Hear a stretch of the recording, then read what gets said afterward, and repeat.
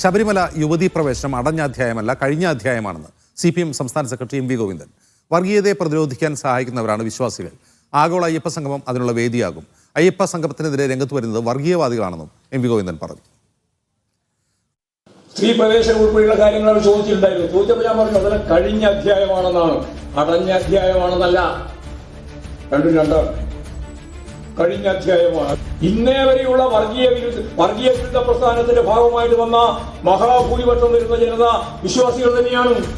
അപ്പോൾ വിശ്വാസികളെ കൂടി ചേർത്ത് വർഗീയതയെ പ്രതിരോധിക്കാനുള്ള ശരിയായ നിലപാട് സ്വീകരിക്കുന്നതിൽ തീർച്ചയായിട്ടും ആഗോള അയ്യപ്പ സംഗമം അതിന്റെ തന്നെ ഒരു ഭാഗമാവും. കാരണം വിശ്വാസികളുടെ രീതിയിൽ മുന്നോട്ടേക്ക് പോകുമ്പോൾ വർഗീയവാദികൾ എന്ന രീതിയിൽ മുന്നോട്ടേക്ക് വരും എന്നതിന്റെ തെളിവാണ് ഇപ്പോഴും തന്നെ ഇതിനെതിരായി RSSഉം സംഘപരിവാര വിഭാഗങ്ങൾ ഒരുപാട് പേരുണ്ട്. അവരെല്ലാം ഇന്ന് പ്രവർത്തിച്ചുകൊണ്ടിരിക്കുന്ന രീതി പരിശോധിച്ചാൽ നിങ്ങൾക്ക് എല്ലാം അത് കൃത്യമായിട്ട് മനസ്സിലാവും.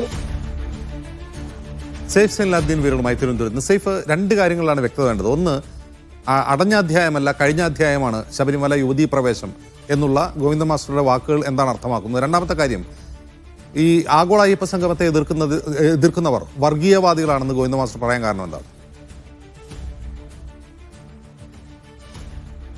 അത് BJP-ക്കാരെ ഉദ്ദേശിച്ചാണ് പറയുന്നത് എന്നാണ് നമുക്ക് ആ വാചകത്തിന്റെ ടോട്ടൽ സാധനം കാണുമ്പോൾ നമുക്ക് മനസ്സിലാക്കിയെടുക്കാൻ കഴിയുന്നത്. ജിംസ്, അത് കഴിഞ്ഞ ദിവസവും MV ഗോവിന്ദൻ പറയുന്നുണ്ടായിരുന്നു, വർഗീയവാദികളാണ്. ദേശാഭിമാനി എഴുതിയ ലേഖനത്തിലും സമാനമായ രീതിയിലുള്ള ആ വിമർശനങ്ങൾ അദ്ദേഹം മുന്നോട്ട് വെച്ചിരുന്നു. BJPയും RSSുമാണ് ഇതിനെതിരെ രംഗത്ത് വരുന്നത്. അവർ വർഗീയവാദികളാണ്. ആ വർഗീയവാദികൾ അതിന്റെ ഭാഗമാക്കേണ്ടതില്ല എന്ന് പറയുക വഴി BJP-ക്കാരെ ആ പരിപാടിയിലേക്ക് ക്ഷണിക്കേണ്ടതില്ല എന്ന് CPMന്റെ സംസ്ഥാന സെക്രട്ടറി പറഞ്ഞു വെക്കുകയാണ് ചെയ്തിട്ടുള്ളത്.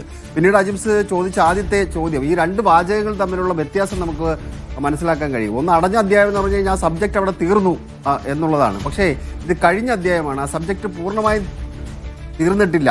അതായത് ഞങ്ങൾ മുൻ നിലപാട് എടുത്തിട്ടുള്ളത് സ്ത്രീ പ്രവേശനവുമായി ബന്ധപ്പെട്ട് ഞങ്ങൾക്കൊരു നിലപാടുണ്ടായിരുന്നു. ആ നിലപാടിൽ നിന്ന് ഞങ്ങൾ പൂർണ്ണമായും മുന്നോട്ട് പോയിട്ടില്ല എന്ന ധ്വനിയാണോ MV ഗോവിന്ദന്റെ വാക്കുകളിൽ ഉള്ളത് എന്ന് നമ്മൾ നോക്കി കാണേണ്ടിയിരിക്കുന്നു. ഇന്നലെ അദ്ദേഹം പറഞ്ഞ വാചകം ഇത് തന്നെയാണ്, അത് കഴിഞ്ഞ അധ്യായമാണ്. അത് പ്രത്യേകം അദ്ദേഹം എടുത്തു പറയുന്നുണ്ടായിരുന്നു. കഴിഞ്ഞ അധ്യായമാണെന്ന് ഇന്നലെ തന്നെ പറയുന്നുണ്ടായിരുന്നു. ഇന്നിപ്പോൾ അദ്ദേഹം പ്രത്യേകം സൂചിപ്പിക്കുന്നുണ്ട്, അത് അടഞ്ഞ അധ്യായം എന്നല്ല ഞാൻ പറഞ്ഞത്, അത് കഴിഞ്ഞ അധ്യായമാണ് എന്നുള്ളതാണ്. ആ സംഭവം കഴിഞ്ഞതാണ്, ഇനി അതിനെ വലിച്ചെടുത്തുകൊണ്ട് വരേണ്ടതില്ല എന്ന ധ്വനി അതിനകത്തുണ്ട് എന്നതിനൊപ്പം തന്നെ അടഞ്ഞ അധ്യായമാണ് എന്ന് പറയുകയാണെന്നുണ്ടെങ്കിൽ ആ സബ്ജക്റ്റ് അവിടെ ക്ലോസ് ചെയ്തു, സ്ത്രീ പ്രവേശനവുമായി ബന്ധപ്പെട്ട് ആ വിഷയങ്ങൾ അവിടെ ക്ലോസ് ചെയ്തു എന്നുള്ള ധ്വനി അതിനകത്ത് ഉണ്ടാകുമായിരുന്നു. പക്ഷേ MV ഗോവിന്ദൻ പറയുന്നത് ആ സ്ത്രീ പ്രവേശനവുമായി ബന്ധപ്പെട്ട മുൻ നിലപാടിൽ നിന്ന്, CPMന്റെ മുൻ നിലപാടുണ്ട്, ആ നിലപാടിൽ നിന്ന് ഞങ്ങൾ പിന്നോട്ട് പോയി എന്ന ധ്വനി നിങ്ങളാരും വരുത്തേണ്ടതില്ല. അത് കഴിഞ്ഞ അധ്യായമായിട്ട് നിങ്ങൾ കണക്കാക്കിയാൽ മതി, അടഞ്ഞ അധ്യായമായിട്ട് കണക്കാക്കേണ്ടതില്ല. പക്ഷെ അത് പരസ്യമായി പറയുമോ ഇല്ലയോ എന്നുള്ളത് മറ്റൊരു പ്രധാനപ്പെട്ട ചോദ്യമാണ്. എന്തായാലും ആഗോള അയ്യപ്പ സംഗമവുമായി ബന്ധപ്പെട്ട് അത് CPM നേതൃത്വം കൂടി ആ പരിപാടി ഏറ്റെടുക്കുന്നു എന്നുള്ളതാണ് നമുക്കറിയാൻ കഴിയുന്ന മറ്റൊരു പ്രധാനപ്പെട്ട കാര്യം. അത് സംസ്ഥാന സർക്കാരിൻ്റെ മാത്രം പരിപാടിയായി, ദേവസ്വം ബോർഡിൻ്റെ മാത്രം പരിപാടിയായിട്ട് അതിനെ കണക്കാക്കാൻ വേണ്ടി CPM നേതൃത്വം ഇപ്പോൾ തീരുമാനിച്ചിട്ടില്ല.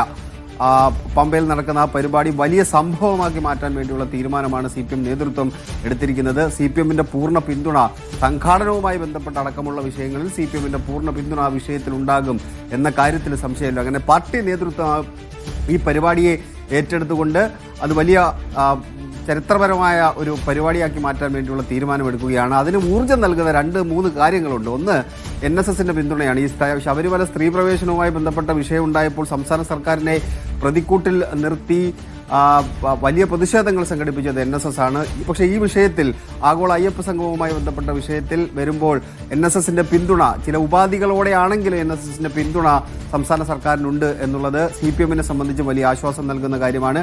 SNDPയുടെ പിന്തുണ നേരത്തെ പ്രതീക്ഷിച്ചതാണ്. ഈ രണ്ട് പ്രധാനപ്പെട്ട ജാതി സംഘടനകൾ, സമുദായ സംഘടനകളുടെ പിന്തുണ ഉള്ളത് കൊണ്ട് തന്നെ സംസ്ഥാന സർക്കാരിന് ഏതെങ്കിലും തരത്തിൽ ആശങ്ക ആ വിഷയത്തിലില്ല.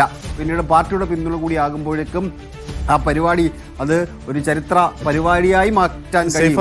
അവിടെയാണ് ഞാൻ ഈ വർഗീയവാദി ആരോപണത്തിന്റെ സാങ്കത്യം ചോദിക്കുന്നത്. അപ്പോൾ BJPയെ സംബന്ധിച്ചപ്പോൾ NSS SNDP സംഗമത്തെ പിന്തുണച്ചാൽ അവർ പരസ്യമായ എതിർപ്പുമായി വരില്ല.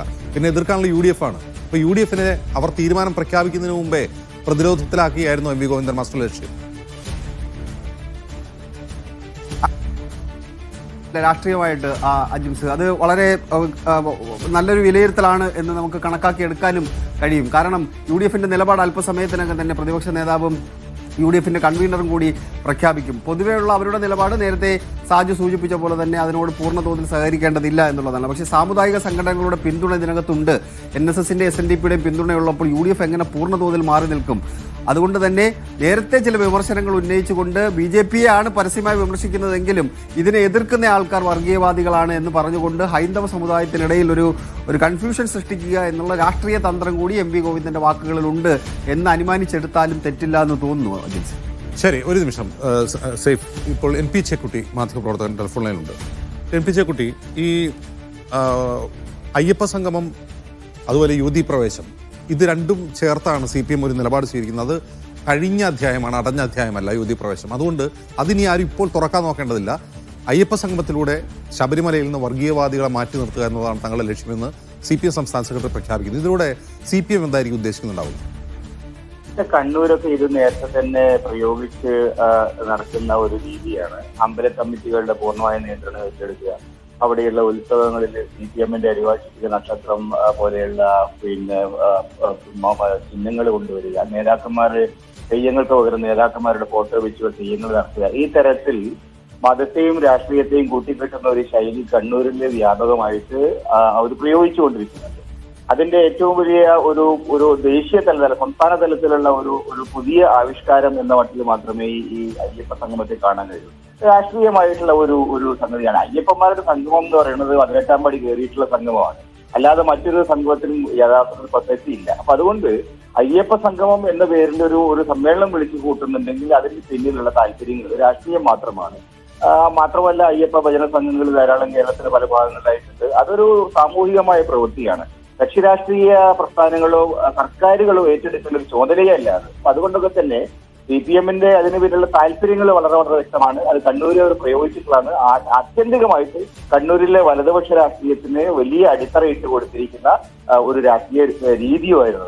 യഥാർത്ഥത്തിൽ കേരളത്തിലെ ഏറ്റവും കൂടുതൽ RSS ശക്തി നൽകിയിരിക്കുന്നത്, ഏറ്റവും കൂടുതൽ ശക്തിയുള്ളത് പ്രദേശങ്ങളിൽ ഒന്ന് എന്ന് കണ്ണൂരാണ് എന്നുള്ളതും കൂടി നമ്മൾ മനസ്സിലാക്കണം. ശരി, നന്ദി ശ്രീ NP ചെക്കുട്ടി. അതായത് കണ്ണൂർ പോലുള്ള സ്ഥലങ്ങളിൽ പയറ്റിയതിൻ്റെ ഒരു കേരള രൂപം എന്നാണ് അദ്ദേഹത്തിന് വിലയിരുത്തുന്നത്. സേഫിലേക്ക് വീണ്ടും.